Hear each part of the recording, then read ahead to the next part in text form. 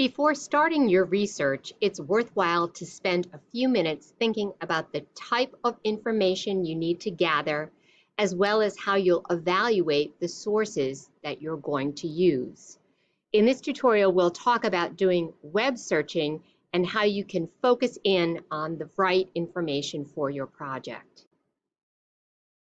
One way to start would be to look at the URLs that come up when you do a web search. You want to see if the site is commercial, in other words, trying to sell us something, a nonprofit, an educational site, government, military, or an internet-related service. These URLs can provide an important clue as to the general purpose of the website. If you're using Google Scholar or one of our databases, you're likely to come across scholarly journals, which are also known as academic or peer-reviewed journals.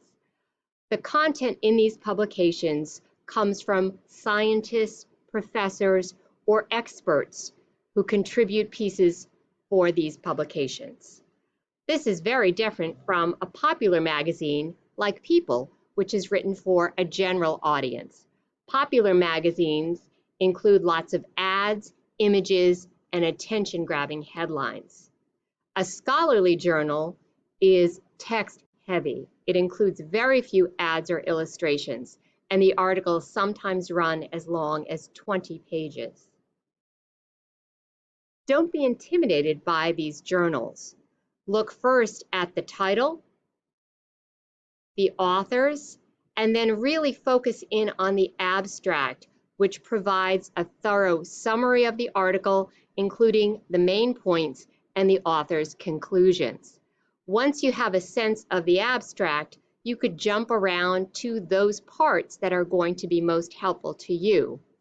And also look closely at the conclusion, where you might get some quotes or points that you would include in your research. Don't ignore the references or the work cited for a scholarly journal. These are the resources that the authors consulted, and tracking down some of these articles might help you take your research to the next step. Finally, let's talk about lateral reading. Lateral reading is a technique used by fact checkers. Before digging deeply into any article or website, they open tabs and search across the web to try to verify the credibility of an author or a particular website. When looking at an author, you might try to see if you could find that author published in another site or source, and look at any sort of similarities or trends in the type of articles they're writing.